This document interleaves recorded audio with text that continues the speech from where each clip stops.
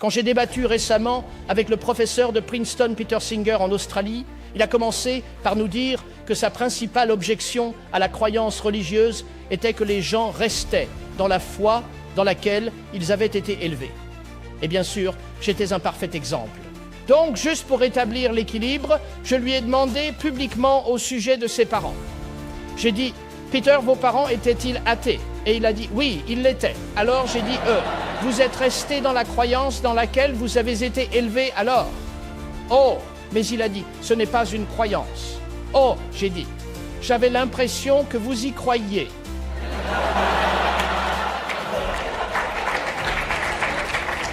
Maintenant, mesdames et messieurs, cette petite querelle, et je m'entendais très bien avec Peter Singer, vous pouvez regarder le débat en ligne, est très révélatrice, car elle est cohérente avec l'attitude du nouvel athéiste de considérer la foi religieuse comme une foi, et donc par définition croire là où il n'y a pas de preuve. Mais l'athéisme n'est pas une foi.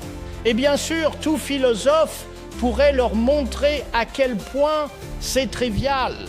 Il est très important de voir que nous traitons de deux systèmes de croyances. L'un croit que cet univers est la réalité ultime, la masse énergie. L'autre croit que Dieu est la réalité ultime. Et la question brûlante est, quelle preuve existe-t-il pour la véracité de l'un ou de l'autre, la vérité de l'un ou de l'autre? Dans cet extrait, le professeur John Lennox, professeur émérite de mathématiques à l'université d'Oxford, démontre clairement et de façon structurée l'existence de Dieu lors d'une conférence à l'université d'Harvard aux États-Unis devant plusieurs étudiants et éminents scientifiques du monde entier. Suivez jusqu'à la fin et n'hésitez pas à vous abonner, de liker et de mettre en commentaire ce que vous pensez. Mesdames et messieurs, étudiants de Harvard, vous faites partie d'une tradition qui, à ses débuts, ne voyait aucune contradiction entre les plus hautes aspirations intellectuelles et la foi en Dieu, même au sein du département de philosophie. Je ne sais pas comment c'est maintenant. Mais certainement, ils ne croyaient pas alors que croire en Dieu était une insulte à l'intellect. Maintenant, les nouveaux athées sont déterminés à répandre le mythe, selon lequel la science et la croyance en Dieu sont incompatibles.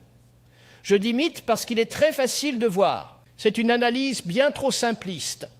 Comment la science et la croyance en Dieu peuvent-elles être essentiellement incompatibles lorsque, par exemple, tant de scientifiques de premier plan à mon propre université d'Oxford croire en Dieu? Je peux nommer les chefs de plusieurs départements scientifiques mondialement célèbres dans leur domaine, nanotechnologie, ingénierie électrique, etc., qui sont croyants en Dieu. Et dans ce pays, pour n'en citer qu'un, William Phillips, lauréat du prix Nobel de physique, est croyant en Dieu. Et ce que j'observe simplement, c'est ceci. Une science brillante peut être réalisée par des athées, et une science brillante peut être réalisée par des croyants en Dieu. Ce qui nous montre, mesdames et messieurs, que le conflit qui est réel se situe beaucoup plus profondément. Ce n'est pas simplement entre la science et la croyance en Dieu et le surnaturel. C'est entre deux visions du monde, deux concepts de la nature de la réalité ultime. Et c'est dans ce contexte que je souhaite faire mes remarques. Une vision du monde est le naturalisme ou le matérialisme. Il y a très peu de différence entre eux, qui croient que cet univers est tout ce qui existe, ou le multivers. Et cela a des implications pour la nature de l'explication. Cela signifie que l'explication, par définition, doit être réductionniste de bas en haut parce qu'il n'y a pas de transcendance, il n'y a pas de causalité ultime de haut en bas. C'était la vision de Démocrite et de Leucippe dans le monde ancien. Mais aussi dans ce creuset grec, il y avait des philosophes comme Socrate et Platon et Aristote, et ils n'acceptaient pas cette vision. Ils croyaient qu'il y avait de la transcendance, qu'il y avait quelque chose de plus. Et ces deux points de vue traversent l'histoire et nous divise dans cette salle ce soir. Et il divise les professeurs dans les académies, à la fois à Oxford et à Cambridge, en Angleterre et au Massachusetts. Donc ce dont nous parlons, mesdames et messieurs, c'est vision du monde, système de croyance, chacun d'eux. L'un est le naturalisme et l'autre est le théisme. Et c'est précisément ici que nous rencontrons la première confusion. Quand j'ai débattu récemment avec le professeur de Princeton, Peter Singer, en Australie, il a commencé par nous dire que sa principale objection à la croyance religieuse était que les gens restaient dans la foi dans laquelle ils avaient été élevés. Et bien sûr, j'étais un parfait exemple. Donc, juste pour rétablir l'équilibre, je lui ai demandé publiquement au sujet de ses parents. J'ai dit, Peter, vos parents étaient-ils athées? Et il a dit, oui, ils l'étaient. Alors j'ai dit, vous êtes restés dans la croyance dans laquelle vous avez été élevés alors? Oh, mais il a dit, ce n'est pas une croyance. Oh, j'ai dit, j'avais l'impression que vous y croyiez.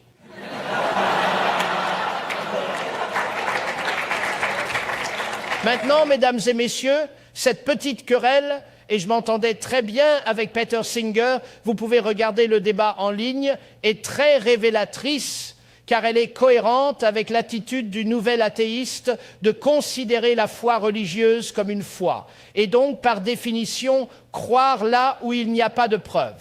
Mais l'athéisme n'est pas une foi. Et bien sûr, tout philosophe pourrait leur montrer à quel point c'est trivial. Il est très important de voir que nous traitons de deux systèmes de croyances. L'un croit que cet univers est la réalité ultime, la masse-énergie. L'autre croit que Dieu est la réalité ultime.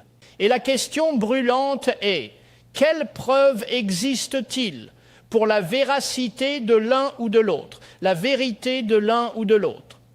Et en particulier, vers quelle direction pointe la science? Et donc, nous devons être clairs sur le fait que le type de foi que les nouveaux athées décrivent est ce que la plupart d'entre nous appelleraient la foi aveugle. C'est dangereux, bien sûr. Mais la foi, dans son sens ordinaire de dictionnaire, dérive du mot « fide ». Cela signifie la confiance. Et nous savons tous que nous ne faisons pas habituellement confiance aux gens, sauf si nous sommes crédules, à moins qu'il y ait des preuves pour le faire. Nous ne faisons pas confiance aux banques non plus, à moins qu'il y ait des preuves pour le faire, mais c'est une autre histoire. Mais la crise bancaire nous a au moins appris à tous la différence entre la foi basée sur des preuves et la foi non basée sur des preuves. Et maintenant, je ne peux bien sûr pas parler pour d'autres religions. Elles doivent parler pour elles-mêmes. Mais j'aimerais préciser très clairement que le christianisme est une foi fondée sur des preuves. Une des déclarations centrales de l'évangile de Jean est « Ces choses sont écrites ». Il se dit « afin que vous croyiez que Jésus est le Christ, le Fils de Dieu, et qu'en croyant vous ayez la vie en son nom. En d'autres termes, voici la preuve. Je l'ai sélectionnée afin qu'elle serve de base à votre confiance, à votre foi. Je reviendrai sur la question de la foi plus tard. Mais ayant brièvement parlé de cela, je veux aborder cette question assez rapidement. Vers quelle direction pointe la science? Je soutiens que la science pointe vers Dieu. Les athées affirment qu'elle pointe dans la direction opposée. Et je veux d'abord appeler l'histoire comme témoin. Il n'y a pas de hasard si, lorsque Harvard a été fondé, la croyance en Dieu a été inscrite dans sa devise et sur son bâtiment de philosophie. Car les historiens des sciences, comme mon collègue à Oxford, mon ancien collègue John Hedley Brooke, généralement, la plupart d'entre eux seront d'accord avec ce qu'on appelle la thèse de Merton. Et la meilleure formulation, je pense, est celle de C.S. Lewis, qui a dit que les hommes sont devenus scientifiques. Pourquoi? Parce qu'ils s'attendaient à des lois dans la nature, et ils s'attendaient à des lois dans la nature parce qu'ils croyaient en un législateur. Et les grands pionniers de la science, Galilée, Kepler, Newton, Clerk Maxwell, Babbage, et ainsi de suite, étaient tous des croyants en Dieu. Je me souviens, j'ai eu l'occasion de donner la toute première conférence sur ce sujet à Novosibirsk, en Sibérie. Pas mal de membres du KGB devant moi. Et j'ai été invité par le doyen, je pense que c'est comme ça que vous les appelez ici, j'ai été invité par lui a donné une conférence sur pourquoi un mathématicien croit en Dieu. C'était la toute première conférence sur ce sujet à l'université, depuis 75 ans. Et quand j'ai commencé à parler de l'histoire de la science et du fait que Newton et Galilée étaient croyants, j'ai remarqué de la colère monter dans la rangée de devant des professeurs influents. Alors, je me suis arrêté. T'échaites, quel est le problème? Et ils sont un poète, nous n'avons jamais dit cela. Et j'ai dit, ne pouvez-vous pas deviner? Ils ne l'avaient jamais su. C'était totalement nouveau pour eux que les fondateurs de la science étaient croyants en Dieu. Maintenant, vous riez. Mais en réalité, nous devons réfléchir attentivement aux implications de cela. Car la seule chose que cela démontre est que la croyance en Dieu et le surnaturel n'étaient pas au début incompatibles. Avec la science, le moindrement. C'était exactement le contraire. Alors, que s'est-il passé? Pourquoi dois-je même donner une conférence sur ce sujet à Harvard?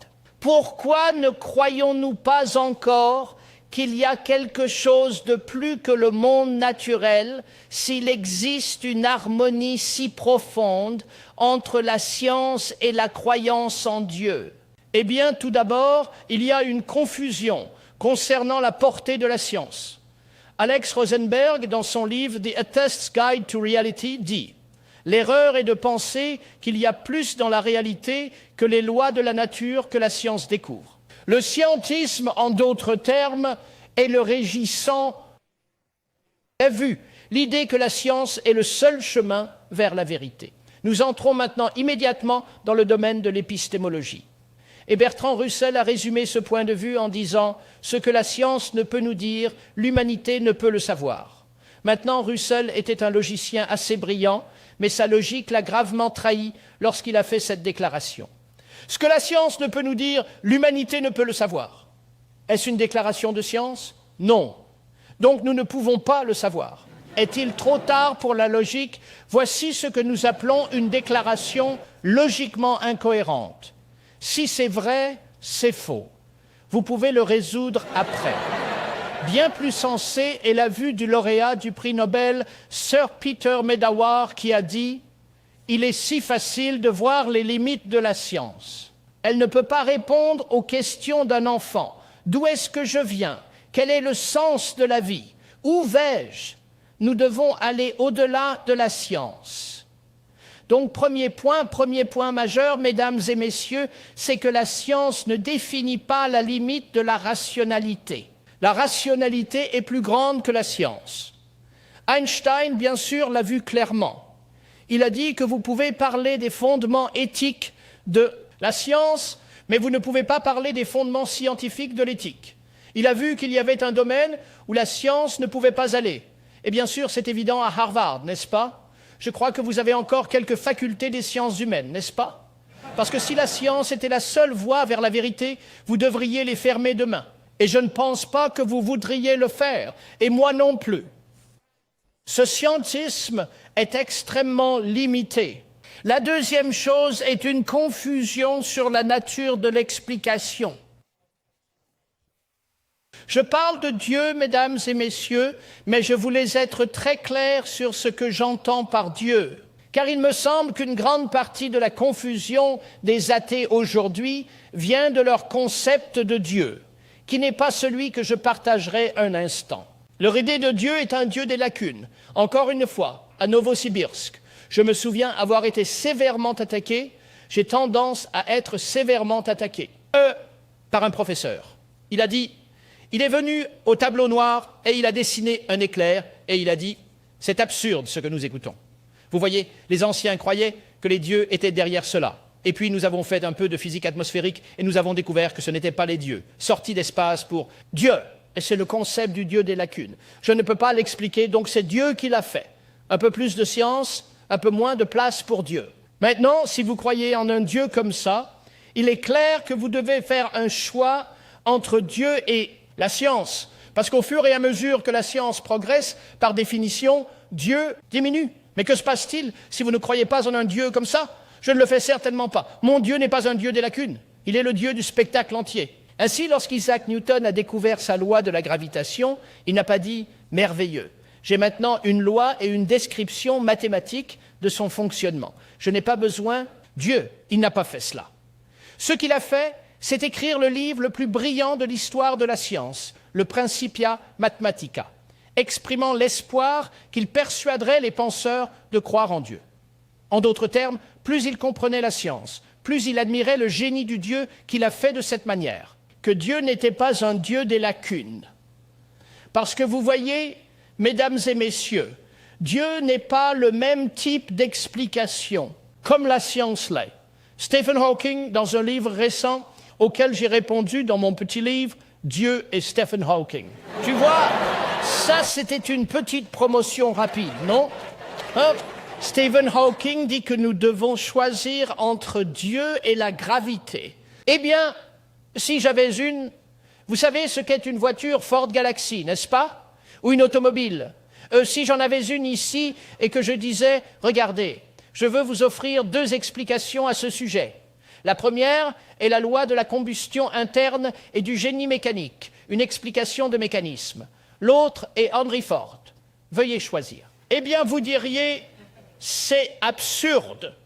Vous avez besoin des 2, n'est-ce pas? Maintenant, il est extrêmement important de réaliser que l'explication vient sous différentes formes. Si vous voulez une explication complète de la Ford Galaxy, vous devez avoir une explication du mécanisme, la scientifique, et vous devez avoir une explication par l'agent, en termes de Henry Ford. Veuillez noter qu'elles ne se contredisent pas, et les idées circulent de manière virulente par l'un des moyens de Dawkins. L'idée se répand que vous devez avoir soit l'un, soit l'autre. C'est absurde. L'existence, et je le dis très soigneusement, l'existence d'un mécanisme qui fait quelque chose n'est pas en soi un argument pour la non-existence d'un agent qui l'a conçu. De sorte que nous ne voyons pas la science, je ne vois pas la science. Je suis un scientifique passionné si vous considérez les mathématiques pures comme une science, mais c'est une autre question. Ah, je suis un scientifique passionné. Nous ne voyons pas du tout de compétition ici parce que Dieu n'est pas un Dieu des lacunes. Donc plus j'étudie, plus je suis impressionné par le génie de Dieu. Nous ne devons pas supposer qu'il n'y a qu'un seul niveau d'explication. Si vous avez des questions difficiles que vous vous posez sur la foi, sur la science, sur l'univers, alors abonnez-vous à cette chaîne et mettez en commentaire ces questions-là. Je vous répondrai dans la prochaine vidéo.